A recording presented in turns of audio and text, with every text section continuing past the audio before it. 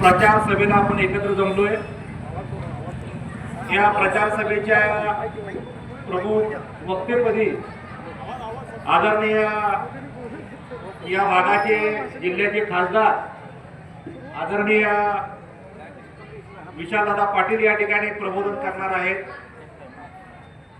यासाठी प्रमुख उपस्थिती म्हणून आलेले मिरज पंचायत समितीचे माजी सभापती आदरणीय अण्णासाहेब कोरे साहेब, मार्केट कमिटीचे सभापती माजी सभापती आदरणीय सुभाष तात्या खोट आणि मिरज विधानसभा मतदारसंघाचे थोडक्यात आमदारकी चुकलेले माझे मित्र आदरणीय तानाजीराजे सातपुते साहेब। या ठिकाणी जिल्हा परिषदेच्या उमेदवार आदरणीय पूजा मॅडम एडके यांच्या आणि मंजुषा गाडगे मॅडम या दोघींच्या प्रचाराला आम्ही या ठिकाणी एकत्र आलोय। या ठिकाणी या माधवनगरच्या प्रथम नागरिक आणि माझ्या भगिनी तोरू मॅडम यांचंही या ठिकाणी मी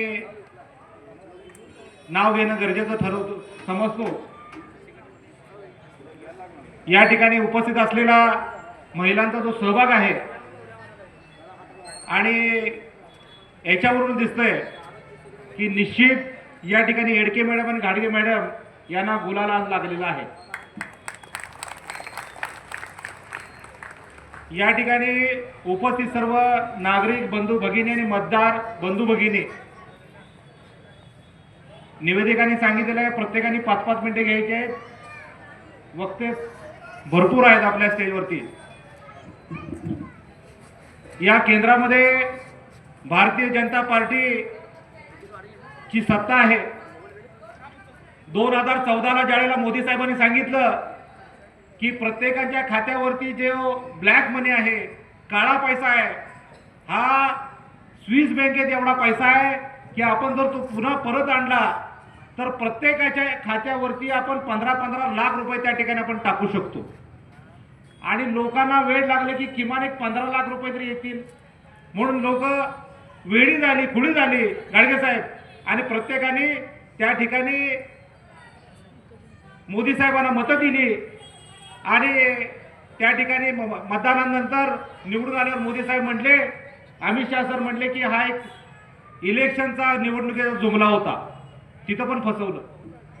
त्या ठिकाणी तरुण बेरोजगार त्या ठिकाणी हाताला काम नाही म्हणून फिरत होते आणि अशा परिस्थितीमध्ये तरुणांना त्यांनी सांगितलं की प्रत्येक वर्षाला आम्ही 2 कोटी रोजगार तुमच्या तरुणांना हातात देतो। या ठिकाणी कुठलेही कोटी या ठिकाणी दिलेले नाहीत।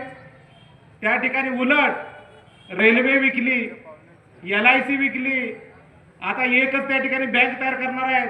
त्या ठिकाणी प्रत्येक गोष्ट त्या ठिकाणी एअरपोर्ट विकलं आणि प्रत्येक गोष्ट या ठिकाणी परवा राजसाहेब ठाकरेंनी त्यांनी सांगितलं की अडाणी आणि अंबानीला किती पद्धतीनं त्या ठिकाणी हा देश आणि हे राज्य त्या ठिकाणी विकलेलं आहे हे तुम्हाला त्या ठिकाणी स्पष्ट त्या ठिकाणी दाखवलेलं आहे। यांनी रोजगार तर सोडा पण हा हे काही नाही आहे। परवा राजस्थानला गेलो होतो, मला एक रेल्वे क्रॉस झाली, एक 50 वॅगनची गाडी त्या ठिकाणी अडाणी अडाणी अडाणी अडाणी लिहिलेले सगळे डबे माझ्यासमोर चाललेले आहेत।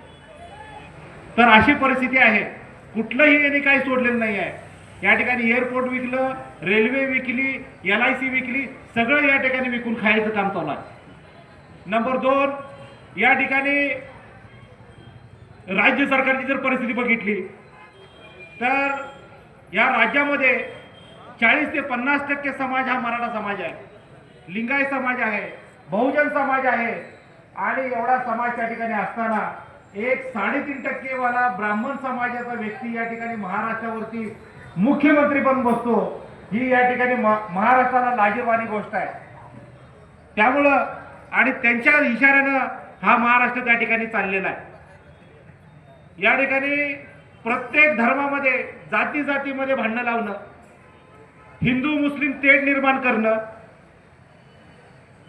मराठ्यांना सांगलं की ओबीसी मधनं आरक्षण मागा, त्या ठिकाणी एनटीना सांगणं की एसटी मधनं आरक्षण मागा, मातंग समाजाला सांगितलं की बौद्ध समाजाचं वर्गीकरण करा, 13% त्या ठिकाणी बौद्ध समाज त्या ठिकाणी इन्शर्ट करून फिरायला लागले, तुम्हाला काही मिळतच नाहीये, तर तुम्ही का शांत बसलाय? वर्गीकरण करा. म्हणजे काय झालेलं आहे, प्रत्येक ठिकाणी धर्माधर्मामध्ये जाती जातीमध्ये भांडणं लावणे, हिंदू मुस्लिम भांडणं लावणे आणि विकास काही करणे नाही, अशा पद्धतीनं तोडाफोडाने राज्य करा, अशा पद्धतीनं संपूर्ण महाराष्ट्रात चाललेलं आहे.